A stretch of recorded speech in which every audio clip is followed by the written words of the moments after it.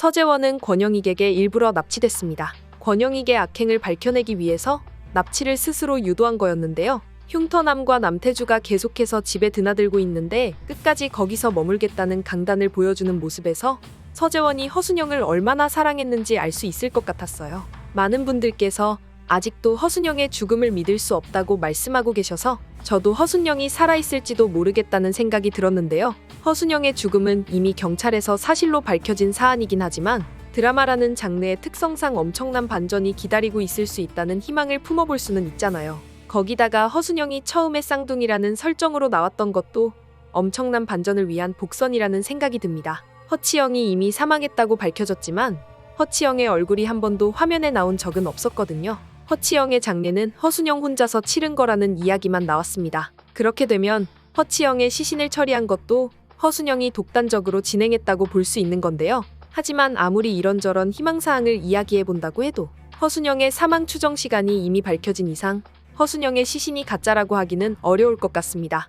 허순영의 스마트워치가 조작됐고 사망 추정 시각의 권윤진의 알리바이가 깨졌다는 것이 밝혀지면서 허순영을 죽인 진범의 정체를 밝히는 순간이 코앞으로 다가온 것 같은데요. 이미 용의자는 상당히 좁혀진 상황이죠. 권영익이 흉터남을 움직여서 그랬을 가능성과 권윤진이 허순영을 유인해서 농약이 들어있는 생수를 몰래 먹였을 가능성이 있습니다. 남태주도 과거 남태주의 미제 사건이 벌어진 장소라는 이야기가 나오면서 용의선상에 올랐는데 남태주는 아닌 것 같아요. 권영익이나 권윤진이 일부러 남태주를 엮기 위해서 남태주와 관련이 있는 장소를 선택한 것 같다는 생각이 드는데요. 이들 중에 허순영을 죽인 사람이 분명히 있을 것 같습니다. 그럼에도 허순영이 살아 돌아오는 반전을 기다리시는 분들을 위해 약간의 상상력을 더해서 허순영이 복귀한다는 반전을 이야기해보려고 해요. 당신 대체 어떻게 된 거야? 죽은 게 아니었어? 서재원은 믿을 수 없는 장면을 본 사람처럼 중얼거리는 목소리로 말했습니다. 눈앞에 보인 허순영의 모습에 서재원은 이성적인 판단을 할 수 없는 상태가 되어버리고 말았는데요.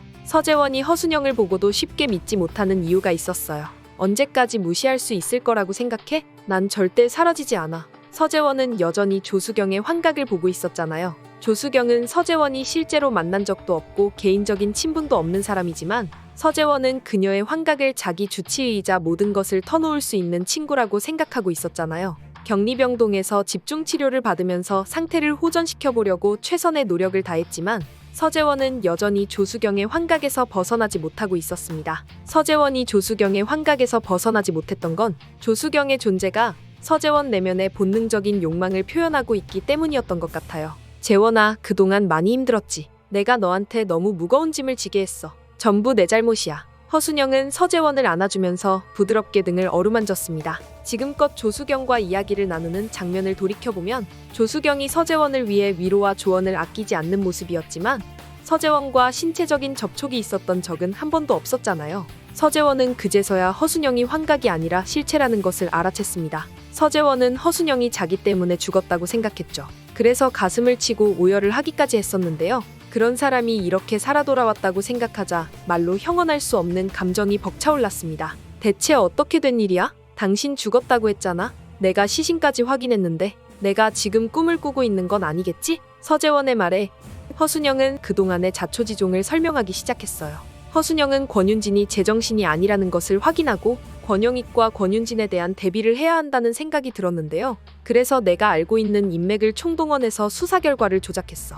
과학수사대에 아는 사람이 있거든. 당신이 본 시신은 영안실에 냉동 보관해놨던 우리 형 허치영의 시신이야. 허치영은 화장을 했다고 알려져 있었지만 화장을 했던 건 다른 사람의 시신이었고 허순영은 이런 날을 대비해서 허치영의 시신을 보관하고 있었던 거였습니다. 빨리 돌아오고 싶었는데 그럴 수가 없었어. 정신을 차려보니까 벌써 몇 달이 지났더라. 모든 준비를 해놨는데도 불구하고 허순영이 농약을 마신 건 사실이긴 했거든요.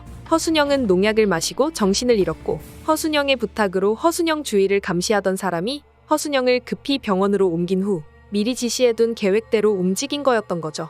이미 사망한 것이 확실한 상황이라 여기저기 앞뒤가 맞지 않는 부분이 많을 수밖에 없지만 그래도 허순영이 그립다고 하시는 분들이 많으셔서 상상력을 더해 다음 이야기를 풀어봤습니다. 개인적으로는 지금도 개연성이 간당간당한 느낌이기 때문에 허순영이 살아 돌아오는 반전으로 막장 전개를 풀어가지는 않았으면 좋겠지만 허순영이 살아있는 게 서재원의 진정한 해피엔드라고 말씀해주시는 분들의 마음도 충분히 이해가 가네요. 저는 다음에도 재미있는 이야기로 돌아오겠습니다. 이번 영상 재미있으셨으면 구독과 좋아요 부탁드립니다. 구독은 저에게 큰 응원이 됩니다. 오늘도 시청해주셔서 감사합니다.